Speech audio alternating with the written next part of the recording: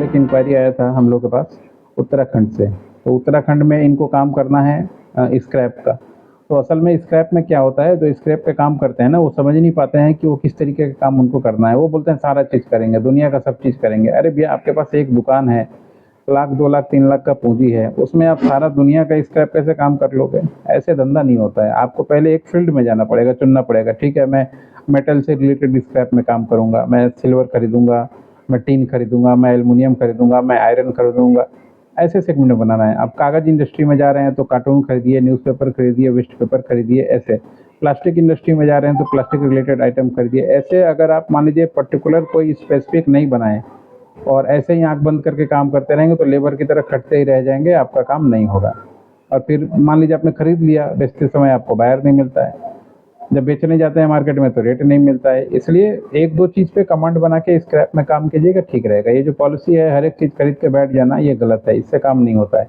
अब ये उत्तराखंड से इनका सवाल था कि उत्तराखंड में इनको लाइसेंस का काम करवाना है, तो इनको हमने बताया आप शॉप एक्ट का लाइसेंस बनाइए, उद्यम बनाइए, करंट अकाउंट बनाइए, जीएसटी बनाइए और फिर अपना काम कीजिए। ये 3-4 चीज़ करने से ही आपका लोकल में ट्रेडिंग जो है, और कोई एक छोटा-सा प्रोडक्ट पकड़िए या 2 प्रोडक्ट पकड़िए, मेटल पकड़िए या न्यूज़पेपर पकड़िए और फिर आस-पास देखिए कि उससे रिलेटेड रिसाइकिल यूनिट कहाँ पे है। सबसे ज़्यादा रिसाइकिल यूनिट आपके ज़्यादातर मेट्रोपॉलिटन जो सिटी है वहाँ मिलेगा या आपके राज्य की राजधानी के आस-पास मिलेगा। तो वहाँ की जो कंपनियाँ हैं उनसे आप बात कीजिए, उनका डाटाबेस निकालिए, मोबाइल नंबर निकालिए, ईमेल आईडी निकालिए, व्हाट्सएप निकालिए, फिर अपना डिटेल भेजिए या उनके वहाँ पे जो वेंडर बने हुए हैं उनसे थोड़ा आप बात कीजिए कि वो वेंडर आपसे क्या रेट पे लेंगे, नहीं लेंगे। ये तरीके से अगर पॉलिसी बना के काम करते हैं तो आपका स्क्रैप का काम होता है। बाकी लाइसेंस बनवाना है तो 9230222490 पे कॉन्टैक्ट कीजिएगा।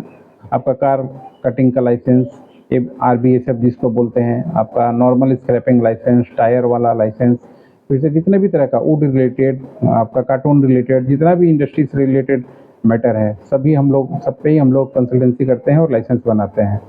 तो अगर आप छोटे स्तर के व्यापारी हैं, कन्फ्यूज़ हैं, नहीं पता, पढ़े लिखे नहीं हैं कि कहाँ से बनेगा, कैसे बनेगा, कौन से ऑफिस में जाएंगे, क्या क्या डॉक्यूमेंट वहाँ पे मांगेगा, रेंट एग्रीमेंट कैसे बनेगा या ड्राफ्टिंग कैसे होता है उसका, या ट्रेड लाइसेंस बना रहे हैं तो उसमें ऑब्जेक्टिव में क्या लिखें, तो आप टाइम बुकिंग कीजिए, सीखिए। बिना सीखे नहीं होगा ना।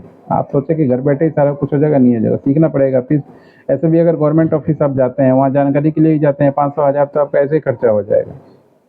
तो उतना में अगर आपको घर बैठे कोई सिखा दे रहा है और ये बोल रहा है कि ठीक है आपको बना के दे देंगे और जब पेमेंट कीजिएगा तो उसमें ये पैसा माइनस हो जाएगा, तो दिक्कत कहाँ है? हर एक चीज़ फ्री में नहीं होता दोस्तों। स्क्रैप का धंधा में सीखना पड़ेगा, नहीं तो इस तरीके से वो कबाड़ी वाला ही रह जाइएगा। आशा करता हूँ चीज़ें जो हम लोग बता रहे हैं, कोशिश कर रहे हैं, लगातार आपके लिए ही कर रहे हैं।